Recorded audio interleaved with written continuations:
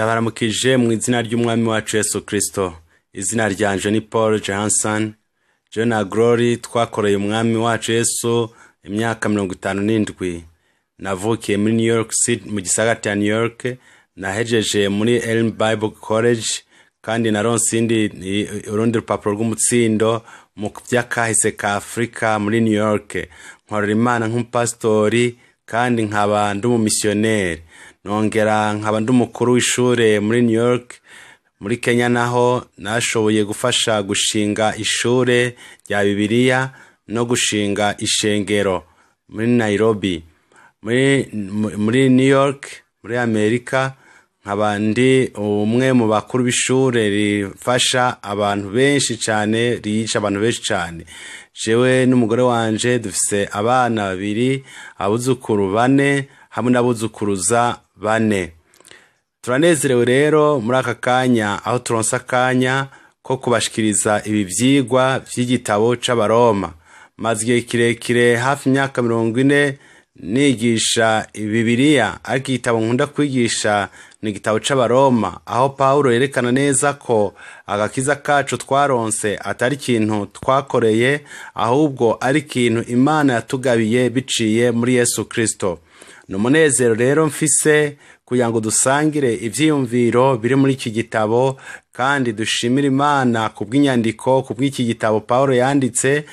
Pawulo yagumye yifuza cyane, amaze igihe kirekire yifuza kugendera Abaroma. Yayivuze kenshi ko yipfuje, ko yagomvye kubagendera, ariko ntivyamukundiye ko abagendera aho yabigombeye gushika apfuye. Impamvu atabagendeye, iyo yabagendera ntiyari twandikira iki gitabo dufise. Kenshi na kenshi Imana irashobora gutevya ibintu mu buzima bwacu kuko ifise impamvu. Rero iyo ifise impamvu tukabimenya, turamenya ko hari impamvu nziza yabitumye gutevya ibyo twifuza. Rero Pawulo yabandikiye iki gitabo Abaroma kuko atashoboye kubagendera. Rero ngaha turabona ko Pawulo yanditse iki gitabo c'Abaroma ari mu rugendo rwa 3 rw'ubutumwa bwiza. Ubutumwa bwiza bune turabubona mwo ivyo Yesu Kristo yakoze.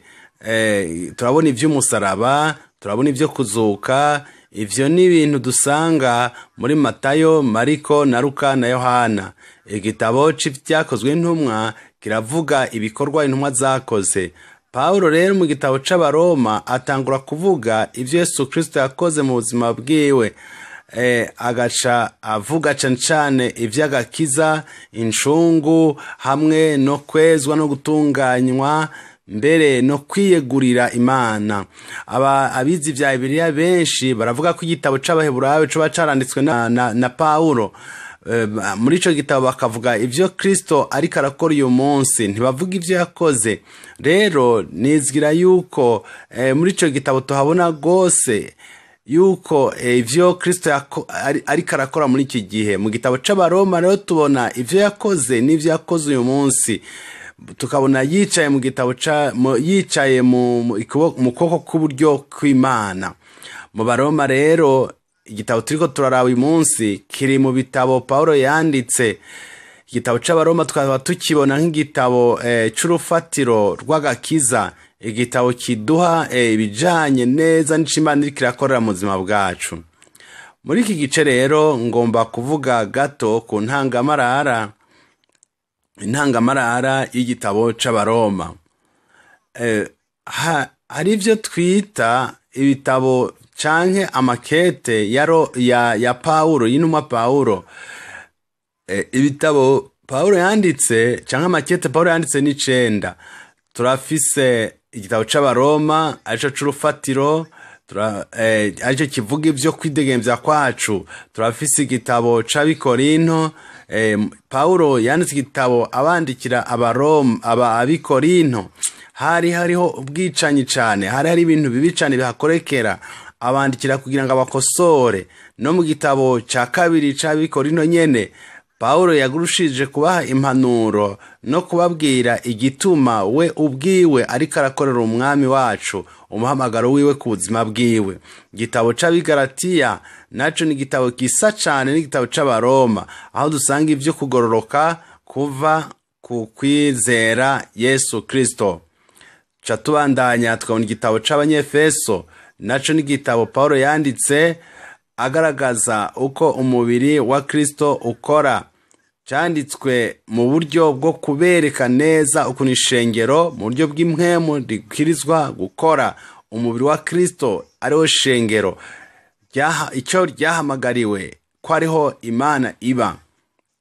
Hanyuma yandikira Abanyefilipi, igitabo c'Abifilipi ni igitabo yanditse abatera intege no kubahanura. Niho yahuye n'umugore umwe abagore bariko barasengera munsi y'igiti basengera umuvyuro basa Imana kugira ngo ibagendere, maze ababonye rero niho yaciye afatira aca ahashinga ishengero Ifilipi.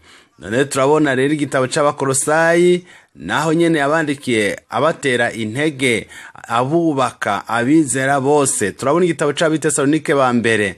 Turabona ngaha Pawulo atanguye kuvuga ibijanye no kugaruka k'umwami wacu Yesu Kristo, ababwira ibijanye no kugaruka kwiwe. N'abakabiri, Abitesalonike ba kabiri naho nyene yavuze ivyo kugaruka kwa Kristo, ingene dushobora kubaho muri iki gihe mu kurindira kugaruka kwa Yesu Kristo. Nizigira yuko ibi ari ibintu nyamukuru cyane. Nibwo buryo yariko arabivugamo kugira ngo abantu bamenye inyifato bakwiye kwifata. Harya niho yavuga yuko Yesu azoza nk'igisuma, Yesu azoza mu gihe tutamwiteze, ariko yaduhaye ibimenyetso. Pawulo aravuga ivyo bimenyetso mu Bafilipi ibijanye n'ibihe vy'iherezo imbere uko umwami wacu Yesu Kristo azogaruka. Pawulo yariko amera nk'ubaka inzu. Urufatiro rw'inzu yiwe cari nk'igitabo c'Abaroma, mengo urufatiro ruri hasi mu butaka. Hamace ubakira kw'ibindi bitabo nk'Abakorino, Abanyefeso, Abagalatiya, Abatesalonike. Maze Abatesalonike yaciye abakora nk'ibisakazo. Raba mu buryo bwo kubaka rero mu buryo butandukanye, kubaka ibintu bitandukanye mu kwizera k'umukristo. Rero ni vyiza ko tuvyiga, ko twiga ibi bitabo rwose, kuko vyose bifise akamaro cane. Turabiraba rero ingene bigenda bimera. Igihe rero igitabo c'Abaroma canditswe hagati y'umwaka 56 n'umwaka 58 inyuma yo kuvuka kwa Yesu Kristo. Ni nk'imyaka 20-25 inyuma y'urupfu rw'umwami wacu Yesu Kristo. Mu yandi majambo niho Pawulo akunda kuvuga ngo jewe ndi ntumwa, ariko navutse inyuma, navutse ndi nk'umuhererezi.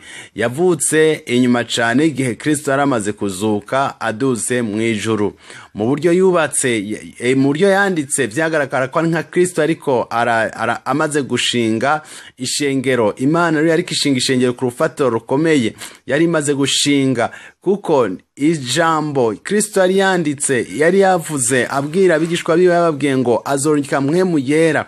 Mpwemu yera niwe azokomeza ishengero, niwe azobaha ubumwe. Igihe mpwemu yera azoba aje mu gice ca kabiri, mu gihe mpwemu yera aje niho yahuza ishengero, kuko mpwemu wenyene niwe ashobora guhuza ishengero rya Yesu Kristo. Turagomba ro kuraba muri iki gihe uburyo butatu bwo kuraba igitabo c'Abaroma. Uburyo butatu dushobora kucigamwo. Uburyo bwa mbere ni kuraba umurongo ku murongo. Igihe twiga igitabo c'Abaroma, turashobora kwiga igitabo c'Abaroma dufatiye ku kugororoka. Ukugororoka niryo jambo rikomeye, nirwo rufatiro twofatira ko mu buryo bwa mbere.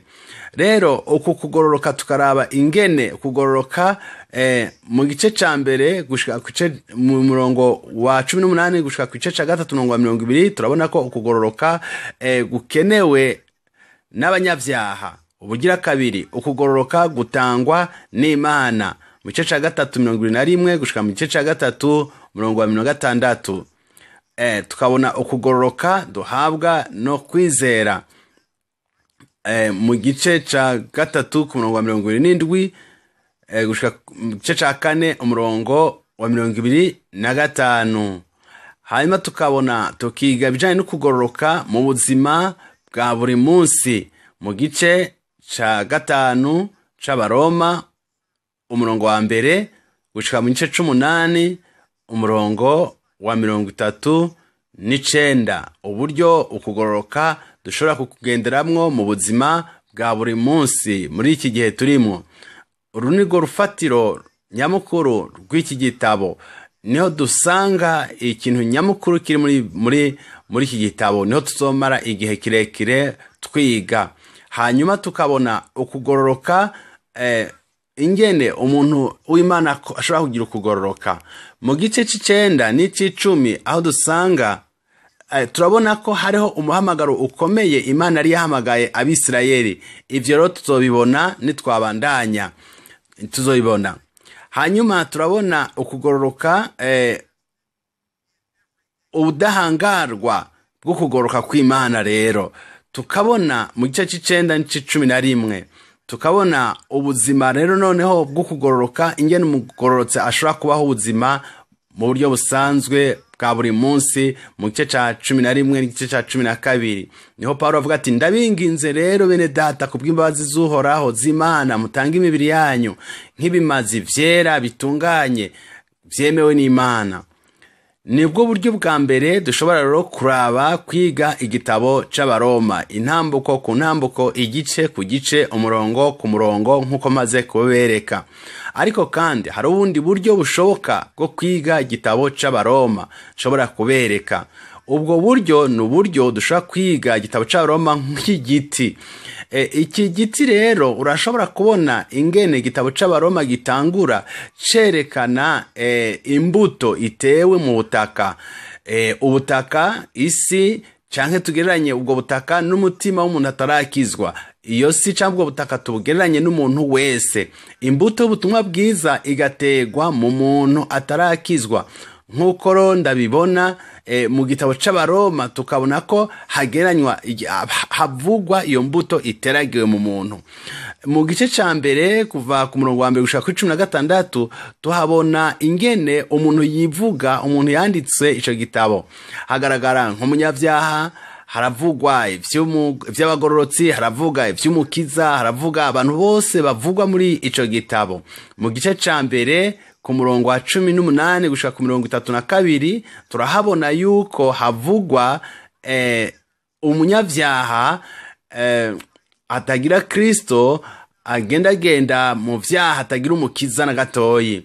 Mu gice ca mbere umurongo wa 19 gushika ku mirongo 32, mu gice ca kabiri kuva ku murongo wa mbere gushika ku mirongo 16 turasanga ubundi bwoko bw'umunyavyaha yumva ari mwiza, naho umunyavyaha ntabibona ko ari umunyavyaha, abona ari umuntu mwiza. Bibiliya rero ikamuvuga ko nawe mu gice ca kabiri umurongo wa mbere gushika kuri 16. Iki giti rero ingene kigenda gikura ugenda ubona yuko abanyavyaha bose bari kw'isi. Mu gice ca kabiri umurongo wa 17 gushika ku mpera y'igice ariho ku mirongo 38 n'icenda turabona ubundi bwoko bw'umunyavyaha. Umunyavyaha w'umunyadini avuga ati je ngenda mu rusengero, ndafise idini ryanje, ndakora ibikorwa vy'idini, ariko idini ntishobora gukiza, ahubwo kumenya Kristo nk'umukiza n'umwami nivyo bidukiza vyonyene. Rero uyu munyavyaha arashobora kuba umuntu wari we wese w'umunyedini wari we wese, ntabwo tumuciriye urubanza, ariko Bibiliya yerekana ko uburyo bwiza bwo kuronka agakiza ari muri Kristo Yesu umwami wacu. Ubu rero ngaha nibwo buryo oraba neza ico gice uko kimeze. Hano mu gice ca 3 havuga ngo n'ubutumwa bwiza, ngo ubutumwa bwiza nibwo bushaka kudukiza, ko haravuga ngo rero ngaha muri iri jambo herekana neza ingene iyi mbuto y'ubutumwa bwiza yateragiwe mu bantu batizera, mu isi y'abantu batizera. Hanyuma iyo mbuto igakura, yamara gukura igahinduka ikaba ukugororoka kw'Imana. Ni nko guteragira mu mwiza. Mu gitabo ca Yohana haravuga ngo umwiza wagerageje kwanka umuco, ariko umuco waratsinze. waranesheje. Nuko ico giti gica gitangura gukura. Mu gice ca kane rero ni mu kwizera, igiti kigatangura gukura mu kwizera, kirakura. Mu gice ca gatanu gitangura gukura mu kugororoka no gutunganywa, twaratunganijwe, twarejejwe no kwizera mu gice ca gatanu. Mu gice ca gatandatu dutangura kubona ca giti gikura mu buryo butangaje, mu buryo bwo gutunganywa, mu ntambuko zo gutunganywa mu buryo butandukanye. Imana igakorera muri twebwe ifatiye muri mpwemu yera. Rero kubw'ivyo mpwemu yera igikorwa cyo kikagira kiradukuza, kidutunganya. Hari umuntu yavuze ati ego ni munyihangane ko Imana ntiraheza kuntunganya. Imana twese iracadutunganya. Mpwemu yera nico gikorwa ciwe kutwemeza no kudukiza no kuzana muri twebwe ivy'Imana yaduhamagariye gukora tukabishitsa. Gutunganywa rero ni intambuko ku ntambuko. Tugeze mu gice cy'indwi tubona igiti kiriko kirakura, tukabona ubwo nyene mu gice cy'indwi ingene hariho impari nizihe. Nuko ivyo jewe nifuza gukora ntashobora kubikora, ni ngorane. Hari umuntu avuga ati je ndizera ariko hari ivyo nifuza umengo nateza gukora ariko bikananira, nkasanga muri jewe birananiye, sinshobora, simfise inguvu zo kubikora. Rero Pawulo muri iki gice c'indwi aheraheza avuga ati ndagowe. Mu gice c'indwi mu buryo igiti gikura aheza avuga ati jewe ndagowe, sinzi uwo mfasha, ndakeneye Imana. Mu nyuma rero tubona igice c'umunani kivuga kiti noneho rero nta rubanza ku bantu bari muri Kristo Yesu. Nukuri rero iyo duhagaze imbere y'Imana tuba dufise ukuri, tuba dufise ukugororoka kuva ku Mana tuhagaze muri Kristo Yesu. Muri iki gice rero gihaguruka gitangura kitwereka ingene atamuntu acirwa urubanza iyo ari muri Kristo Yesu. Tugiye mu mpera z'iki gice muzobona yuko atamuntu atarubanza riri ku muntu ari muri Kristo Yesu. Noneho ngo nta nitandukaniro, nta rubanza, nta tandukaniro, tuba turi kumwe na Kristo Yesu iyo tudacirwa urubanza mu mitima yacu. Ni inkuru nziza cane. Ngaha ni inkuru nziza cane. Tugeze ku gice ca 12 rero, igice ca 12 13 14 na 15 tuvyita ibice vy'ivyamwa. Ibice vy'ivyamwa. Igiti cyakuze gitanguye kwama ivyamwa. Ivyamwa rero ngomba kuvuga tuzobivuga hanyuma ntaco, ariko ivyamwa tubona mu gice ca 12 ni ivyamwa vyo kwiyegurira Imana. Mu gice ca 13 turasanga ibindi vyamwa ni wasoma muri ico gitabo. Ramba ico giti ni witegetse ico giti, imbuto yateragiwe mu isi ari ubutumwa bwiza, igakura mu buryo bwo kwizera, igakura igatangura kwama ivyamwa. Hakaba ivyamwa vyo kwitanga, hakaba ivyamwa vyo kumvira, hakaba ivyamwa vyo gutwara ubutumwa bwiza. Ivyamwa bigatangura kuza kuri ico giti.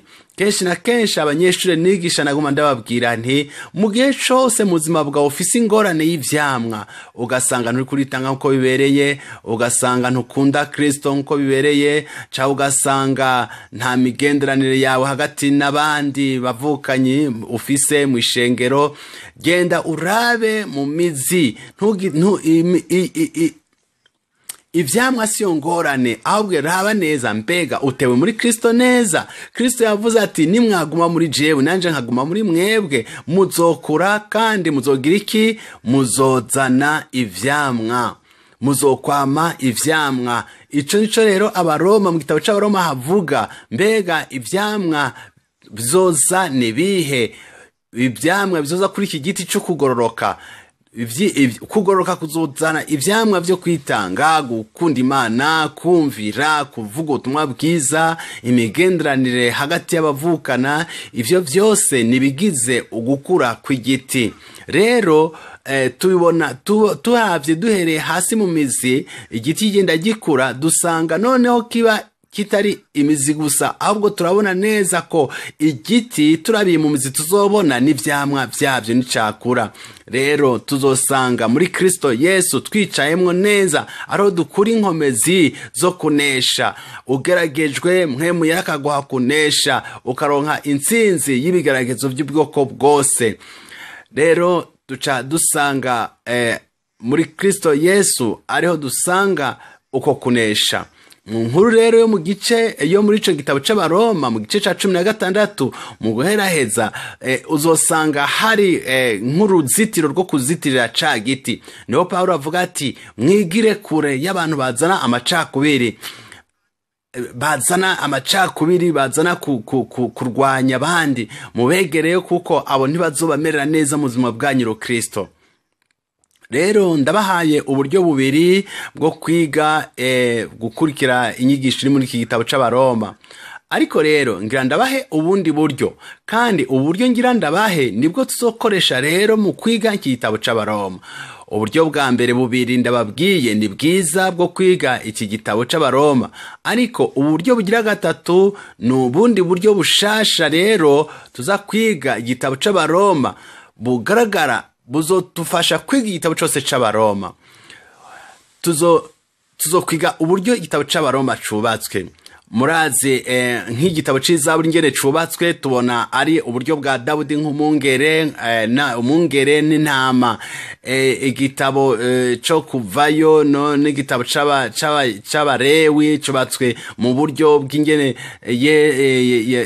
ingene Mose yubatse ihema. Rero muri iki gitabo c'Abaroma uburyo bwiza tugiye kuciga mu buryo bw'intahe bwa sentare.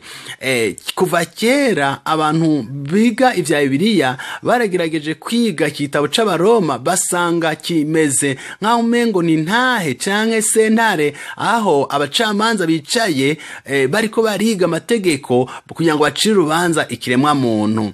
Rero tuzokwiga rero iki gitabo c'Abaroma dukoresheje uburyo bw'urubanza ruri muri sentare.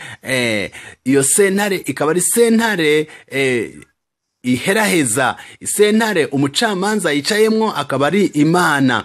Iyo Mana urubanza niyamara kuruca, nta handi hantu hari iyungururizo, nta handi hantu uwo muntu ariko acira urubanza azokungururiza mu yindi sentare. Imana niyo mucamanza wanyuma. Niyo mpamvu urubanza rukomeye cyane, kuko wewe ubwidegembya kwawe, uburenganzira bwawe niho bwavugiwe. Ntabwo mu bisanzwe habayeho kuganira, ntihabayeho guharira, ntihabayeho ikigongo, ahubwo ni itegeko ryasohotswe rivuga yuko Kristo Yesu yapfuye ku musaraba, ari we yashoboye kukugira uwidegembya, akaguha umwidegembyo wawe, akagukiza ibyaha byose. Muri ico gihe rero ushobora gusohoka muri sentare widegembya itegeko ryagucira urubanza ko unesheje. Rero nk'uko twabivuze mu gice ca mbere n'umurongo wa mbere gushika ku murongo wa 27 turasanga intangamarara, intahe n'ibirego. Muri ico gihe rero tusanga umuntu yagiriza, umuntu avuga ariko aragiriza ikiremwa muntu. Rero ivyo birego mu gice ca mbere ku murongo wa 18 na 19 na 20 ibirego urega atangura ashikiriza ibirego vyiwe abwira umucamanza, kandi bigaragara yuko urwo rubanza rushinzwe rwagiriza ikiremwa muntu.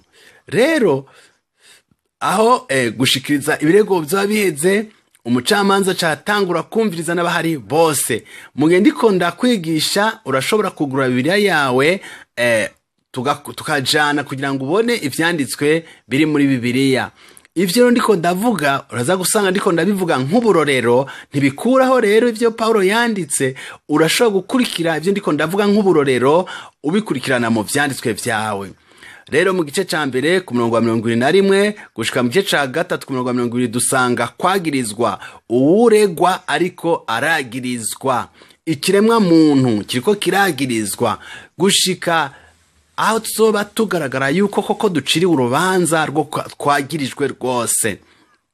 Umucamanza ariko arumviriza, uwagiriza nawe ariko arasigura ingene umuntu yazimiye, amwagiriza amurega, nkuko Yesaya yavuze ati twese twarazimiye nk'intama.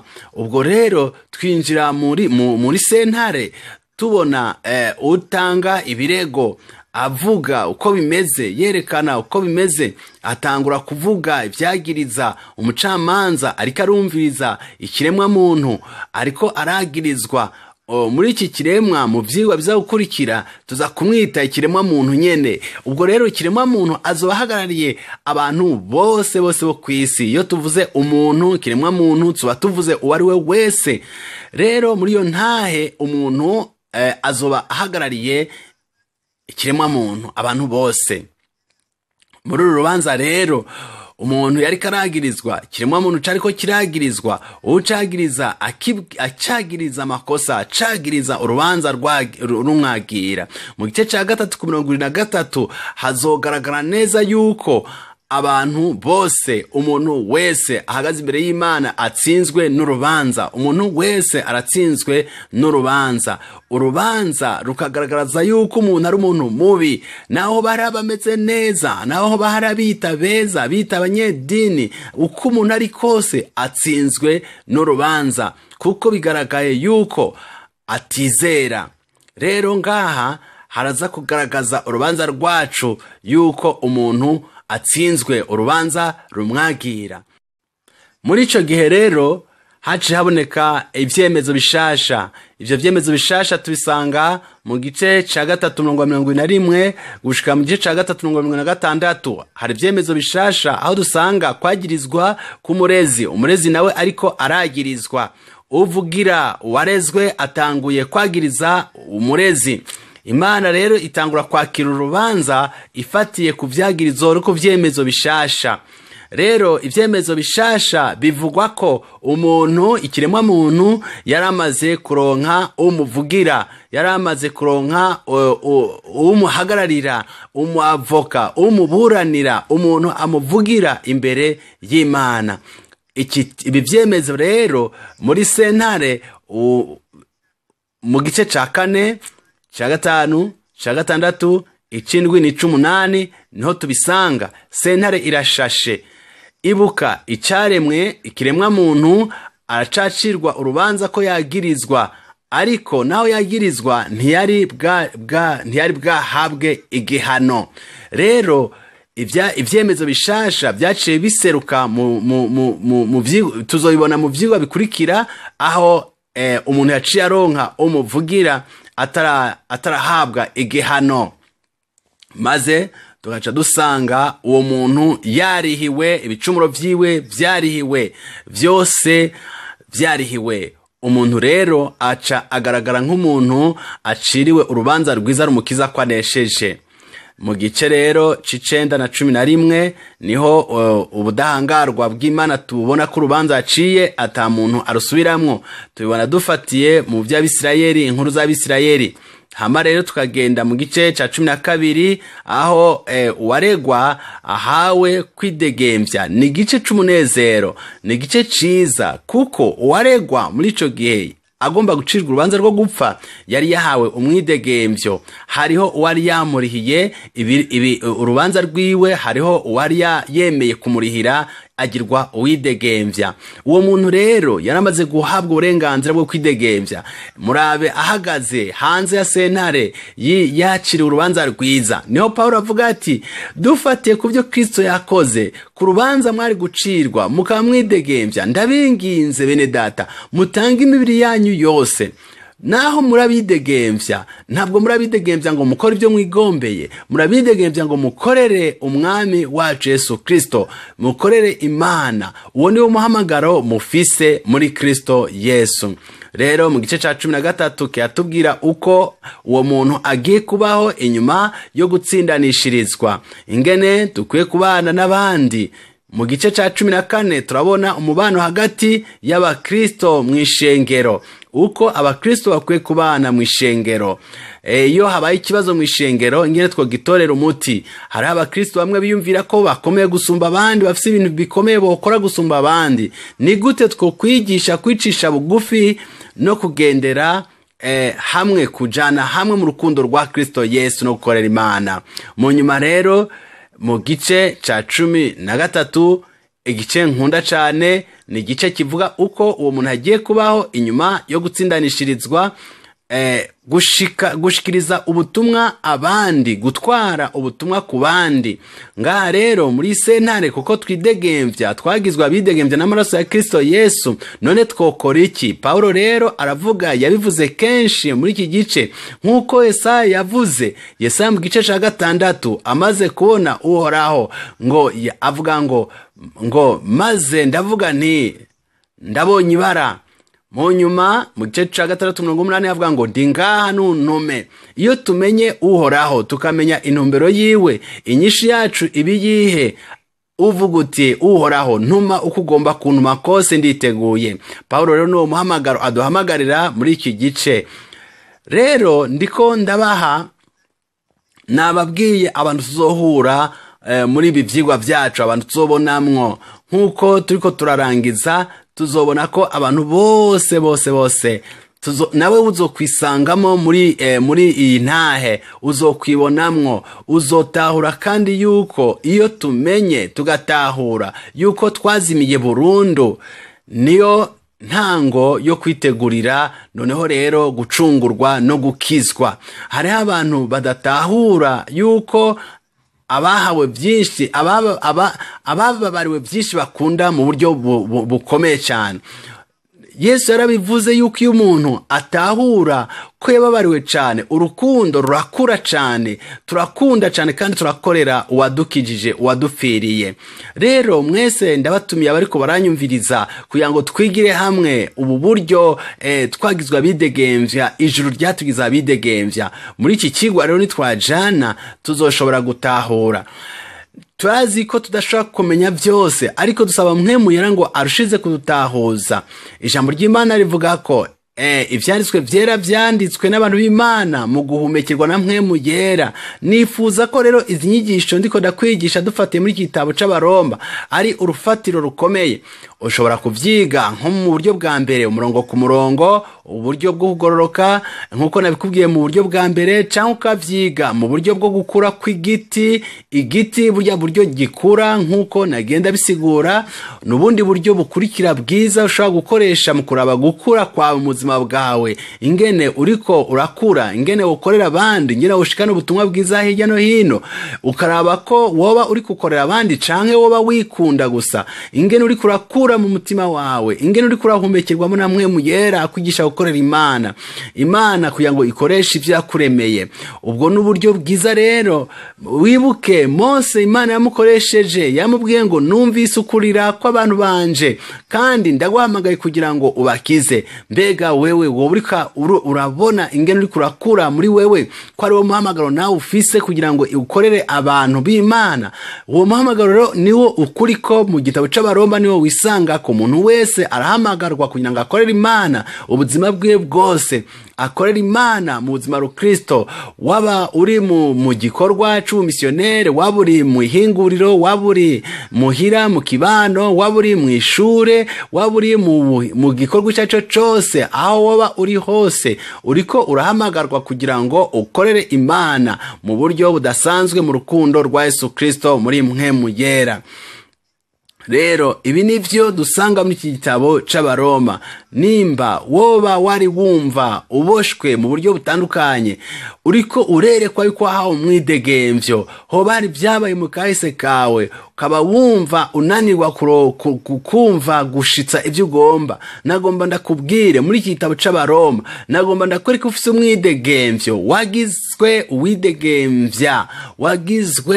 uwidegemvya muri sentare y'Imana, waraciriwe urubanza rugukiza. Uyu munsi uridegemvya ngo ukorere Imana. Uko biri kose nagomba ndagusengere rero kugira ngo tujane mu gihe turiko turiga iki gitabo, tumenye ko twakiriye irihishurirwa riri muri iki gitabo. Rero reka wuname dusengere hamwe.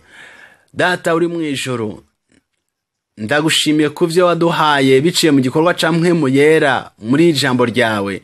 Waratugize abidegemvya kugira ngo twakire ubuzima igihe tubukeneye, igihe twari kure yawe, igihe twari tumeze nk'intama zazimiye. Waraje uraturondera, hanyuma utuzanira agakiza. watugiriye neza, uradushikana mu mwidegemvyo, uduha imigenderanire hagati yacu nawe.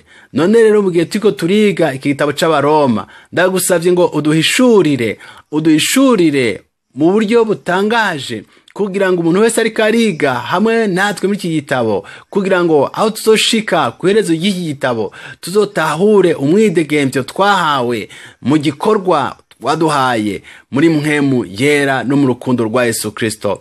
Mu izina rya Yesu Kristo niho dusenze, amen, amen.